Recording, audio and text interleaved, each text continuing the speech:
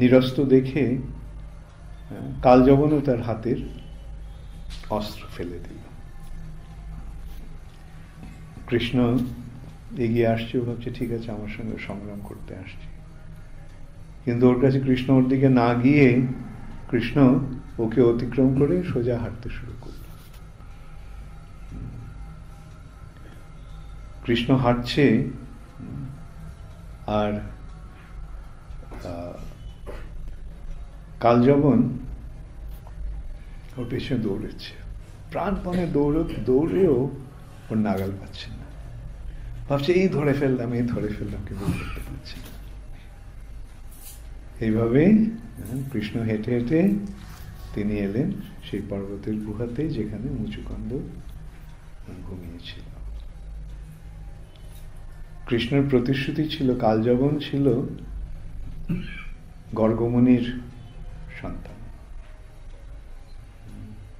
কৃষ্ণের প্রতিশ্রুতি ছিল গর্গমুনির বংশে কাউকে কৃষ্ণ সংহার করবে না, তাই নিজে কৃষ্ণ কালযবনকে সংহার না করে এইরকম একটা আয়োজন করে কালযবনের সংহারের আয়োজন করেছিল। মুচুকুন্দ কৃষ্ণ যাচ্ছে, কিছুতেই ধরতে পারছে না, ছুটতে ছুটতে এসে কৃষ্ণর গুহাতে ঢুকলো, ঢুকে সেখানে মুচুকুন্দ ঘুমিয়েছিল। কৃষ্ণ জানত সেটা। মুচুকুন্দ স্বর্গের দেবতাদের হয়ে অসুরদের বিরুদ্ধে যুদ্ধ করেছিল, সে দেবতাদের সেনাপতির পদ নিয়ে। তারপরে যখন কার্তিকেয়র জন্ম হলো, কার্তিকেয়কে দেবতারা দেব সেনাপতি রূপে অধিষ্ঠিত করল, তখন দেবতারা এসে মুচুকুন্দকে বলল যে এখন আপনি অবসর নিন, কেন আমাদের সেনাপতি পেয়ে গেছি। শিব আর পার্বতীর মাধ্যমে। তো যখন তারা মুচুকুন্দকে কিছু বর দিতে চাইল, তুমি আপনি আমাদের হয়ে এতদিন ধরে সংগ্রাম করলেন, বলুন আপনাকে আমরা কি বর দিতে পারি। মুচুকুন্দ বললেন, আমি এতদিন যুদ্ধ করে অত্যন্ত ক্লান্ত হয়ে পড়েছি, আমি এখন কেবল ঘুমোতে চাই, আর যদি আমার ঘুমটা কেউ অসময়ে ভাঙিয়ে দেয় তাহলে তার প্রতি যখন আমি দৃষ্টিপাত করব সে ভস্মসাৎ হয়ে যাবে। কৃষ্ণের সেটা জানা ছিল, কৃষ্ণ তো সবকিছুই জানা আছে। তাই কৃষ্ণ কালযবনকে নিয়ে সেই গুহাতে এলো।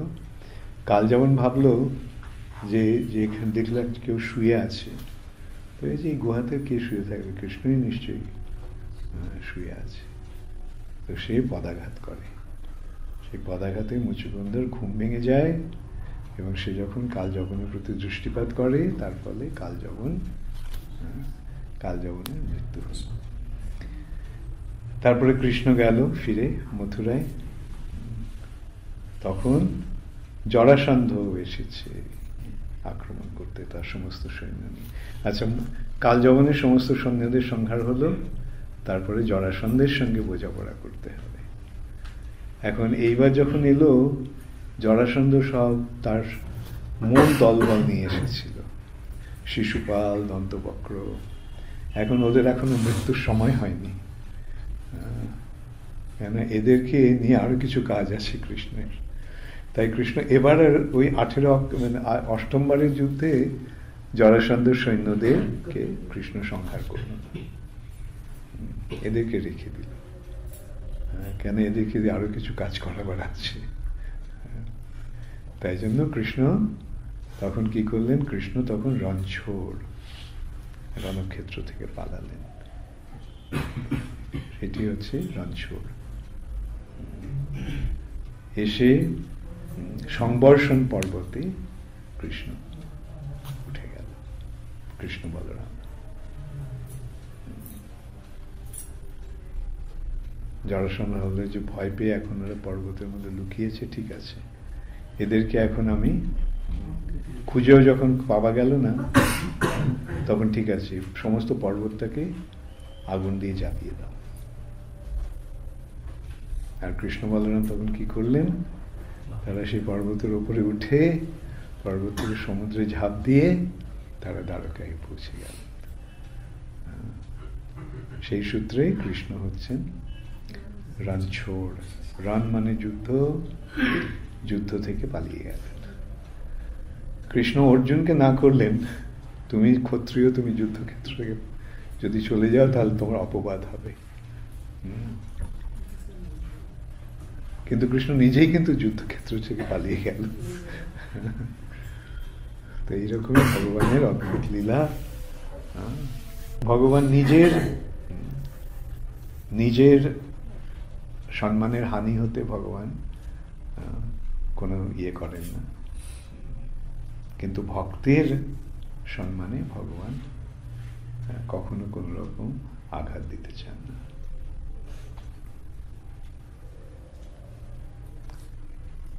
গৌর আমার যেসব স্থানে করিল ভ্রমণ রঙ্গে, সেসব স্থান হেরিব আমি প্রণয়ী ভক্ত সঙ্গে। যেখানে শ্রী চৈতন্য মহাপ্রভু যে যে স্থানে লীলাবিলাস করেছিলেন, সেই সেই স্থানগুলি আমি ভক্তদের সঙ্গে, প্রেমী ভক্তের সঙ্গে আমি ভ্রমণ করব। তো এখন তোমাদের প্রত্যাবর্তনের সময়। এখান থেকে কোথায় যাবে? এখান থেকে আমরা সবাই বর্ধমানে চলে যাব। ও আচ্ছা, হ্যাঁ, এখান থেকে ট্রেনে কতক্ষণ লাগবে? ট্রেনে আমরা আজকে রাত্রে 1:10 মিনিটে 1:10 ট্রেন।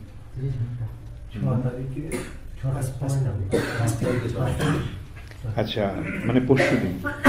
আচ্ছা, তোমরা এখানে 2 দিন আছো, ভেরি গুড। এখানে কোথায়? মহাকালে তো দর্শন হয়ে গেছে। হ্যাঁ,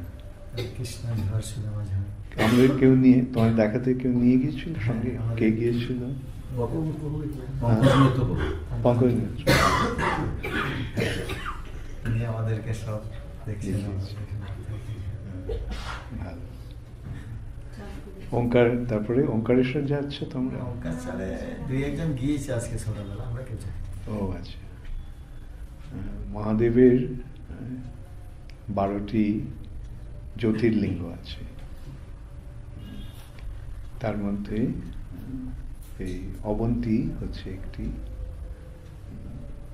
ওঙ্কারেশ্বরও একটি, বেনারস ইয়েতে কোথায় আছে? বাংলা, বেঙ্গলি কোথায়? হ্যাঁ,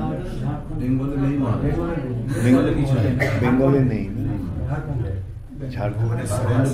হ্যাঁ, ভুবনেশ্বর তো আছে। আচ্ছা, বৈদ্যনাথ তো বিহারে পড়ে যাচ্ছে।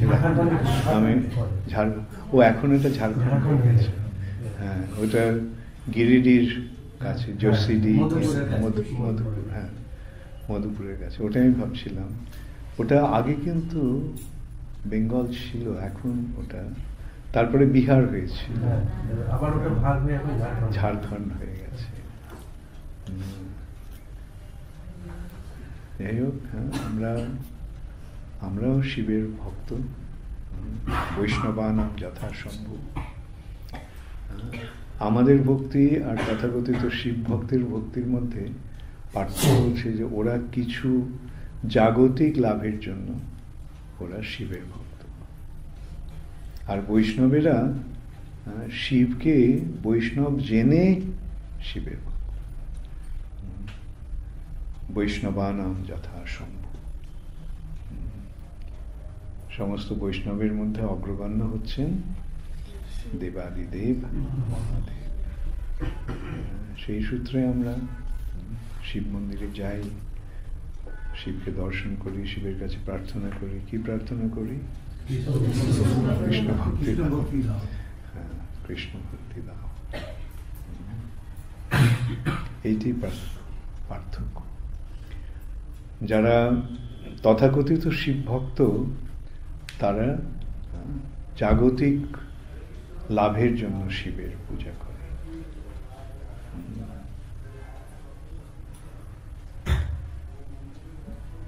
যেমন আমরা দেখতে পাই অনেকে রাবণ শিবের ভক্ত ছিল,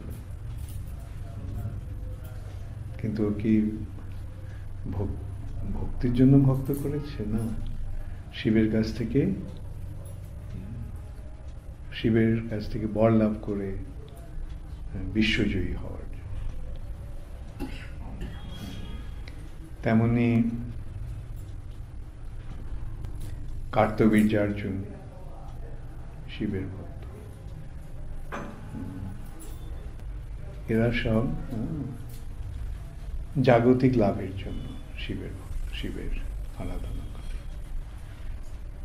আমাদেরই হচ্ছে আমরা কেবল কৃষ্ণকে নিয়ে থাকি, আর যারা কৃষ্ণের ভক্ত তাদের প্রতি আমরা শ্রদ্ধাশীল, তাদেরকে আমরা ভগবান বলে মানি না। যেমন নাম অপরাধের দ্বিতীয় অপরাধটা কি?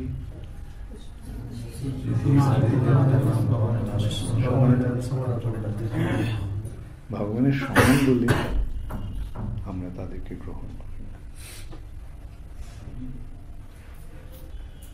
খুব ভালো। এখানে এসে কেমন লাগছে তোমাদের? আপনার দর্শন পেয়ে তারও হ্যাঁ, এটা ঘটনাক্রমে হয়ে গেল। আমরা আশা করতে পারিনি যে আপনার সঙ্গে দেখা হয়ে যাবে, আপনার আহমেদাবাদে দেখা হবে। এটা তো আনএক্সপেক্টেড ছিল আমাদের, না জেনেই এসেছিলাম আমরা। হ্যাঁ, আমিও জানতাম না।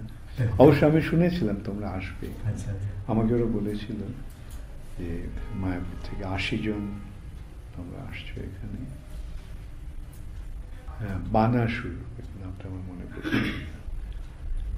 বানাসুর আর শিবের এমন ভক্ত যে শিব তাকে প্রতিশ্রুতি দিয়েছিল যে তাকে সর্বতভাবে রক্ষা করবে। আর বানাসুরের মেয়ে সঙ্গে উষার সঙ্গে অনিরুদ্ধর প্রেম। তো বারবার অনিরুদ্ধকে বন্দি করলো। সেই খবর নারদ মুনি কৃষ্ণকে জানালেন। সেটা শুনে কৃষ্ণ বলরাম এলেন। আর সেই যুদ্ধে শিব এসে লড়াই করলেন। শিব না, সপরিবারে কার্তিক, গণেশ সব এসে শিবের পক্ষ হয়ে, বানাসুরের পক্ষ হয়ে যুদ্ধ করল। আর সেই যুদ্ধে অবশেষে কৃষ্ণ কি করলেন? তার সুদর্শন চক্র দিয়ে শিবের যে স্থান বারাণসী পুড়িয়ে দিলেন। তখন শিবের চেতনা ফিরে এল। আরে আমি কার সঙ্গে যুদ্ধ করছি? তো আমার প্রভু। এটা কি করে সম্ভব হয় যে শিব সব থেকে পরম ভক্ত, তিনি নিজে ভগবানের সঙ্গে কিভাবে জড়িয়ে পড়েন? এটা ভগবানের লীলা। এই সমস্ত লীলার মাধ্যমে ভগবান তার শ্রেষ্ঠতা প্রমাণ করছে। যে ভগবানই যে, যদি শিব ভক্তরা মনে করে যে শিব শ্রেষ্ঠ, তাহলে এই লীলার মাধ্যমে প্রমাণ হচ্ছে যে কৃষ্ণই হচ্ছেন শিবেরও আরাধ্য, শিবারাধ্য, শিবেরও আরাধ্য হচ্ছেন কৃষ্ণ। এইভাবে লীলার মাধ্যমে। আর এখানে বুঝতে হবে যোগমায়ার প্রভাবে এই বিস্মৃতি হচ্ছে, ভুলে যাচ্ছে, বুঝতে পারছে না, চিনতে পারছে না। যেমন ব্রহ্মা কৃষ্ণকে দেখে যখন দেখলো যে অঘাসুরকে কৃষ্ণ সংহার করলো, একটা 7 বছরের ছোট্ট ছেলে, 7 বছরও না, 6 বছর, 6 বছর বয়সে ওরা গাভী চড়াতে নিয়ে যায়। তো সেই একটা 6 বছরের একটা ছেলে, এই যে অঘাসুর, যে যার নাম শুনে দেবতারা পর্যন্ত ভয় কাঁপে, সে একটা শিশু, ওকে সংহার করে দিল। হরি বল, আপনার ফোন যদি করতে হয় বাইরে গিয়ে করুন। ওরা কি তোমাদের দলে নাই? আচ্ছা,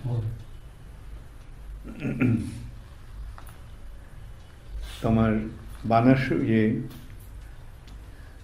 ব্রহ্মা দেখছে যে শুধু তাই নয়, অঘাসুরের আত্মা তার ব্রহ্মরন্ধ্র দিয়ে বেরিয়ে এলো। কেন? সবকটা দ্বার বন্ধ হয়ে গেছে শরীরের, কৃষ্ণ গলাটা আটকে দিয়েছে। তখন তার আত্মা ব্রহ্মরন্ধ্র থেকে বেরোলো। ব্রহ্মরন্ধ্র থেকে কাদের আত্মা বেরোয়? সিদ্ধ যোগীদের আত্মা ব্রহ্মরন্ধ্র দিয়ে বেরোয়। তো যদিও অসুর ভগবানের, যেহেতু ভগবানের হাতে নিহত হলো, তাই তার এরকম সাধ্যি হয়ে গেল, সিদ্ধি লাভ হলো।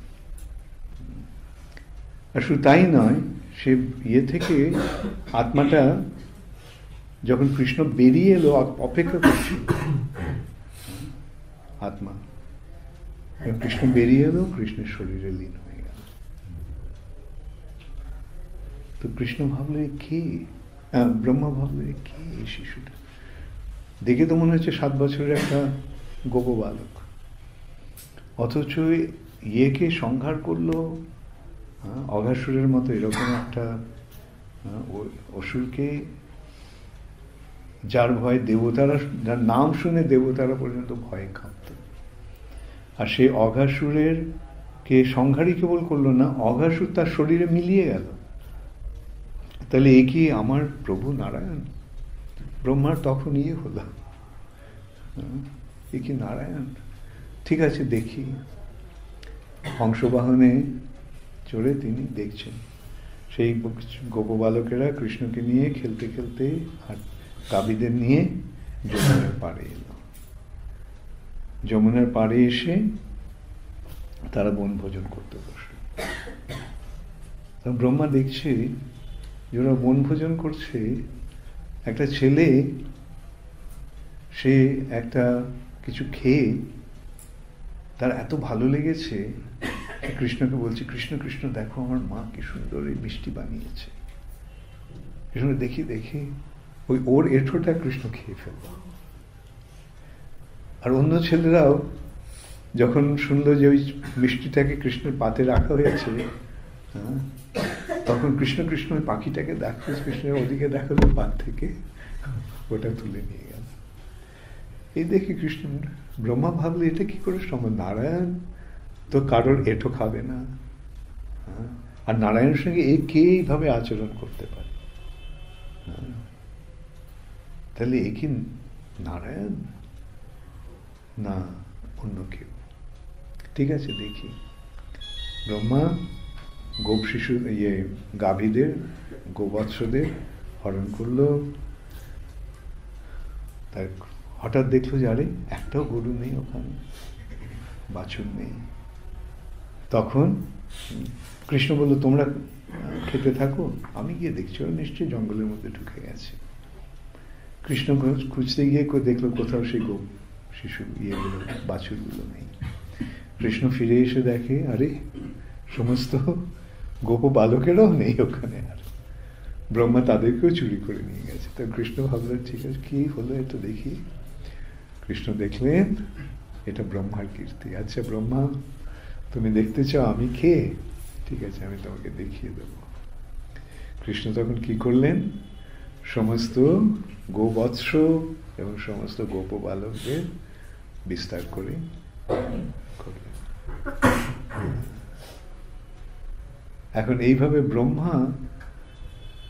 ব্রহ্মা আমাদের, তিনি আমাদের সম্প্রদায় আচার্য। আমরা ব্রহ্মা শ্রেষ্ঠ ভক্ত।